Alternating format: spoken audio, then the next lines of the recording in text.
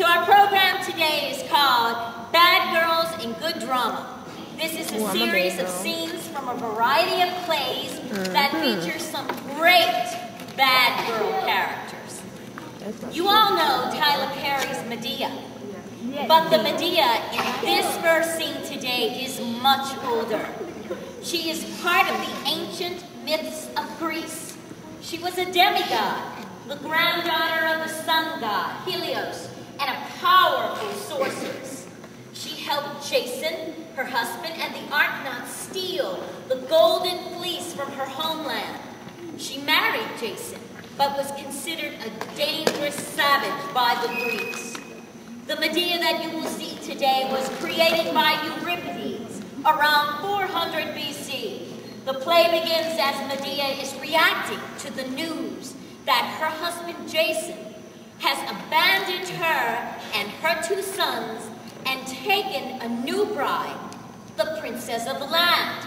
In retaliation, she poisons the princess, and to spite Jason, she kills their own two sons as she escapes in a sky chariot. In these monologues, Medea tries to get some women on her side, then plans her terrible revenge on Jason, played by three separate women, the same role, Medea. As a man, you're the worst there is. That's all I'll say about you. No trace of manhood. You come to me now, when you turned into the worst enemy to me, the gods, and the whole human race. It isn't courage to dishonor your wife and then confront her, but a total lack of shame, the greatest of all human sickness. I saved your life. Every Greek who sailed with you aboard that ship, the Argo, can confirm it. When you've been sent to bring under the yoke, the fire-breathing bulls, the fields of death, and I killed the dragon guard of the golden fleece. For you, I raised the light which rescued you from death. I left my father, my home, and came with you. My love for you was greater than my wisdom. For you, I killed Peleus in the most agonizing way and destroyed his household. All of it. Now, after I've done all this to help you, you betray me and help yourself to some new wife? And what about the promises you made? Do you know the ancient gods still govern? Or do you imagine some new rules have been recently put in place for men like you? I am ashamed to have been touched by such a worthless man as you. What a wonderful and trustworthy husband I have in you now, in my misfortune, as I go into exile, leave this land, all alone, abandoned with my abandoned children. And for you, what a fine report for the prince bridegroom. His children wandering around like vagabonds with the woman who saved his life. Oh, Zeus, why did you give men certain ways to recognize false gold when there is no mark, no token on the human body to indicate which men are worthless? Get out of here. Go ask Mary, for someone so in love with his new bride is spending far too long outside her home. The gods will see to it your joy will change to pain for what you've done to me. Women of Corinth, I am coming here so you won't think ill of me. Men have become too arrogant. There's no justice in the hearts of mortal men.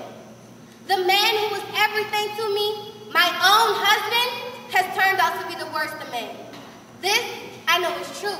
With all things in life and understanding, we women are the most unfortunate. First, we need a husband, someone we get for an excessive price.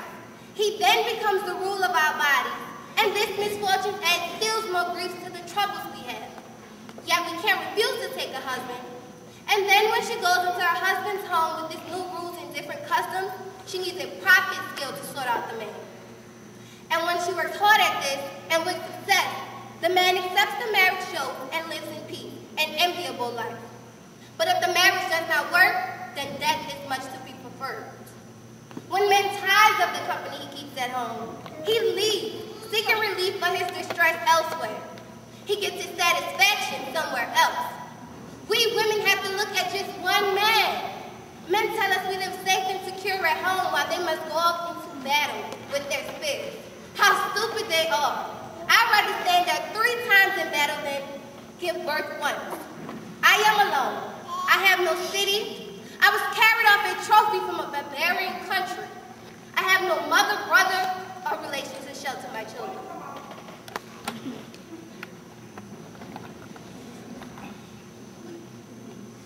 Now I'll tell you all the things that I'm planning, though you'll get little pleasure from my words. I'm going to send one of my servants to ask Jason to come and visit me. And once he's here, I'll tell him that I agree with what he's doing, that choosing the royal alliance over me is a fine idea. He's made the proper decisions and he's doing the right thing. And then I'll ask if my children can remain. And once they're here, I'll send them to gifts for the bride. And when she touches them, she will die. Painful. I've smeared strong poisons on these gifts. The next thing I'm going to do fills me with pain. I'm going to kill my children. There's no one that can save them now.